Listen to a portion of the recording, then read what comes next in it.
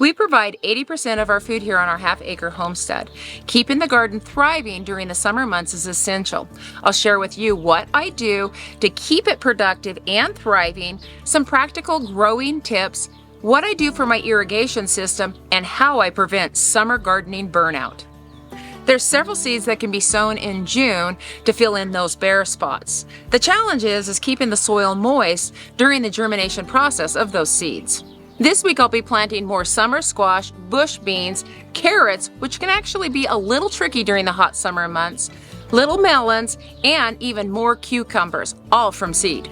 Most of these crops reach full maturity in about 50 to 60 days. By planting in the end of June or the 1st of July, they'll be ready in August, which is when a lot of these other plants start to peter out. Carrots will reach full maturity later in the fall time. I'll leave them in during the winter months because that's a great storage place, and they taste much sweeter this way. We have a long growing season here. We're a zone 8A with about 190 frost-free days. I know that I have enough time to plant these vegetables because I take my first frost date that comes in the fall and I take the maturity days, I count backwards, I add a month because this gives me enough time to harvest and allow some time for some odd weather. By planting in successions, I get longer harvests throughout the season. The beans, the cucumbers, and the summer squash are perfect for this. Something you may not think about, but harvesting often keeps production up and the plants healthier. This is especially true for things like summer squash and beans. When harvesting often, this keeps the plant's vigor. If you were to leave the vegetables on the plant to reach full maturity and beyond, then this exhausts the plant. It puts all of its energy into producing seed, so it slows the plant up and it can stop the bud development. I like to harvest my vegetables when they're on the smaller side, especially cucumbers and summer squash. Their seeds are smaller, they're more tender, and I think they taste much better. Harvesting vegetables in the morning is not only better for you, but the vegetables have a higher water content, making them keep longer, and they're much crispier this way. The natural sugars in the vegetables when they're harvested in the morning is higher as well, making them tastier. Oftentimes, when you harvest vegetables in the afternoon, that water content is down, the sugar content is down, and they wilt faster and don't keep near as long. Watering deeply in the summertime will help keep your vegetables performing at their best. When the soil starts to dry out and even begins to crack, this obviously isn't very good for your vegetables, but it also isn't good for your soil as well. It's also hard to get overly dry soil to absorb water very well. Keeping the soil moist encourages a deep root system. It keeps flowers forming instead of dropping. This is especially important for tomatoes. I use drip tape to water my garden. It's super easy to install. It's a breeze to water, it saves time, and it saves water. You can even set it up on a timer, alleviating more time. I use a poly hose to run across the top of the bed, pop a hole in it where I want the tape to run, install a barb fitting, and attach the tape. For the end, I cut off a small piece, fold over the tape, and use the little piece that I cut off to secure the fold. Super easy. Each emitter, which is like a slice in the tape, which is 8 inches apart, will drip 1/4 of a gallon per hour. This system waters slowly and deeply, and you do want really low pressure, about 8 to 10 psi. Any higher than that, then you can blow out the tape. I can leave this system on for several hours, giving the soil a deep soak, and use much less water than if I were to use an overhead sprinkler. There's a lot of really good drip systems out there, but this one works really good for me in my climate, and I've used this system for over 30 years now. To help conserve on water even more, I mulch, and I mulch often. This helps keep moisture in, and it helps cool the soil, which in return cools the root systems. The last several years I've been using wool as a mulch. It breaks down extremely slowly, and pests like slugs, snails, earwigs, and sow-bugs don't seem to like to cross over it, and those are some of my worst ground-dwelling pests. Compost also makes an excellent mulch, feeding the microbial life, making a healthier soil and healthier plants. For me, it's really all about the soil.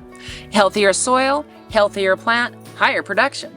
Mulching also helps to keep the weeds down, saving time. Watering and weeding is the most time-consuming part of summer gardening.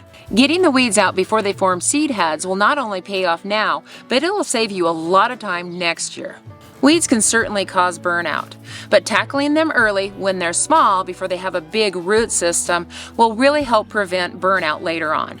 One thing that I've been doing lately and really like is creating compost mounds under arches or teepees where I grow plants on the outside and nothing underneath. This does a couple of things. If I water that mound, it holds a nice amount of water, keeping everything nice and moist.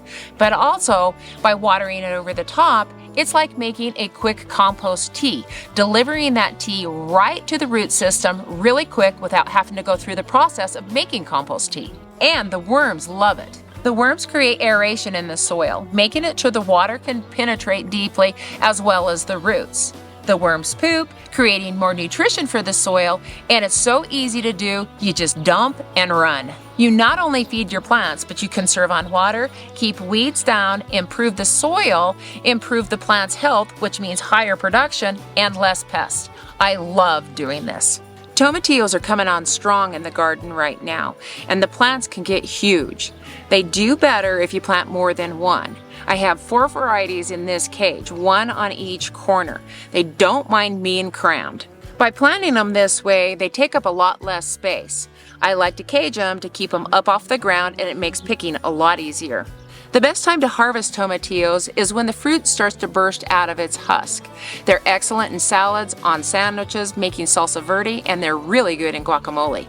I'll put a link in the description for a tangy tomatillo salsa verde recipe. Working in the hottest part of the day isn't good for you or the garden.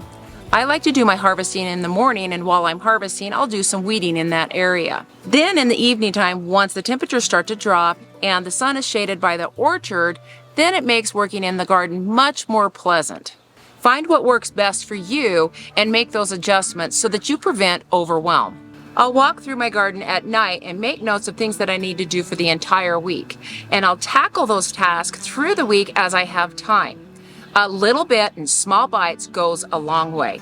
I'll pick one day a week that I always do my pruning of my tomatoes and tying them up, as well as the cucumbers. And another day will be mulching day, and also to hoe all of my rows to keep them weed free.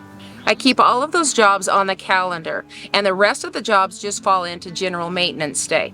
By keeping it on a calendar, writing it down, I generally always get it done. This helps me from getting summer garden burnout.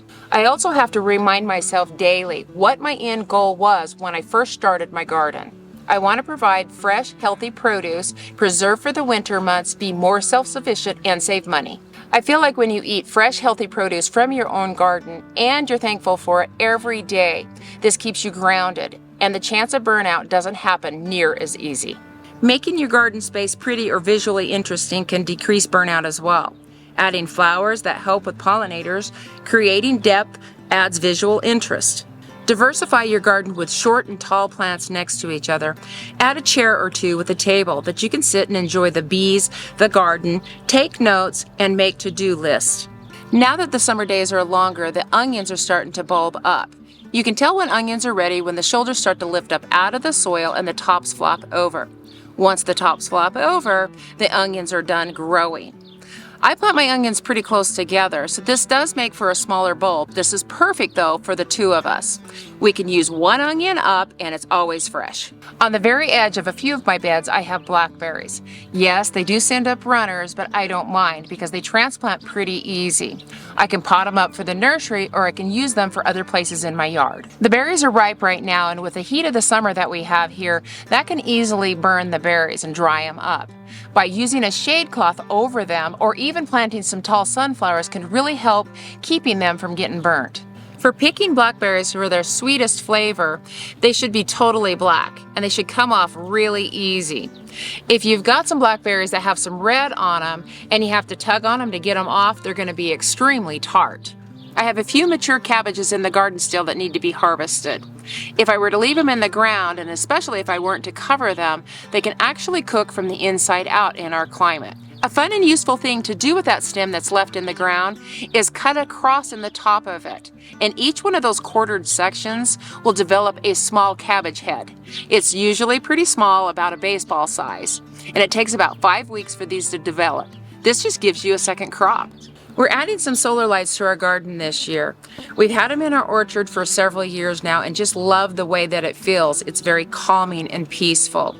Bring joy to your garden and it'll bring joy to your soul. Be grateful for what's doing well in your garden and don't stress over what isn't, because it always seems like there's something that fails, and that's just gardening. Hopefully you can learn from it and move on.